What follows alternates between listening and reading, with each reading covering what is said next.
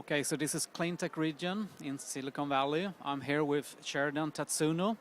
He's an icon here in Silicon Valley. He's a strategist, author, screenwriter, and been advising over 700 global plus companies, high-tech companies since '83, and cited in all the major business magazines.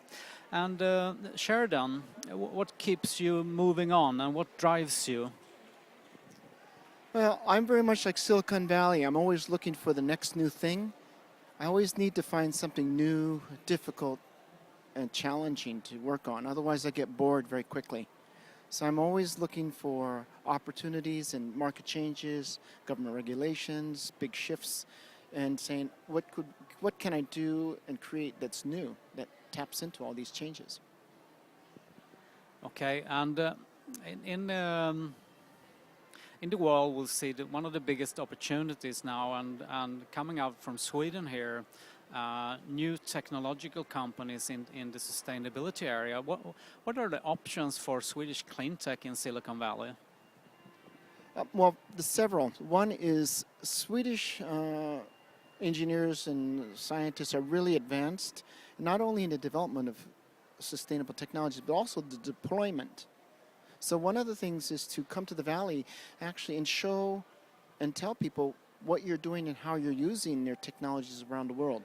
Because people actually here are very interested in the use of technology because they're always looking for new ideas, both on the technology side and also on the business use side. So I think if you set up R&D labs, which are open innovation, where you're inviting the public and students and say, here's what we're doing, here's how we're using it in the United States and Africa, Latin America, and what do you think? And then secondly, what things would you like to see here in the United States that nobody's offering?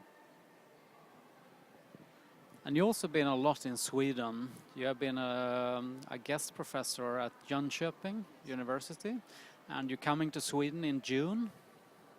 And I've learned that you have a dream. Can you tell us about Sheridan's dream? Okay, let's see. I'm trained in urban planning. I'm a fiction writer, poetry and novels and screenwriting, and I've been in tech for 30 years. So I'm trying to integrate all three. And one of the areas I'm looking at is my company's called Dreamscape Global. So this notion of dreamscaping, which is the integration of landscape architecture and design from my urban planning background with visualization and simulation on the internet. I'm looking at things like NASA has a Whirlwind program, which is 3D topological mapping using the NASA data. And you can create virtual buildings, you could get 3D avatars, you could do fly-throughs. And I'm actually very curious about how you do 3D interactive movies for both nonfiction and for fiction use. So it's actually creating a dream world, but it's based on real data though. So you could not only create, let's say, on Earth, modular housing for megacities. You could also build like lunar colonies on the Mars data that they have, on the lunar data, and a Mars colony on a Mars colony. So it's this all advanced visualization, simulation, which we do in urban planning all the time. Okay, so anyone who wants to contact you about joining your dream, when are you and where are you in Sweden? So I'll probably be in Stockholm June 2nd through the 7th. And I'll be working with Cecilia Hertz with Umbilical Design. So it's umbilicaldesign.se. She's now one of the tech brokers for the European Space Agency to Sweden, and really excellent designer. So what we have is a down-to-earth program for commercializing space technologies, but it's not tech push, it's pull.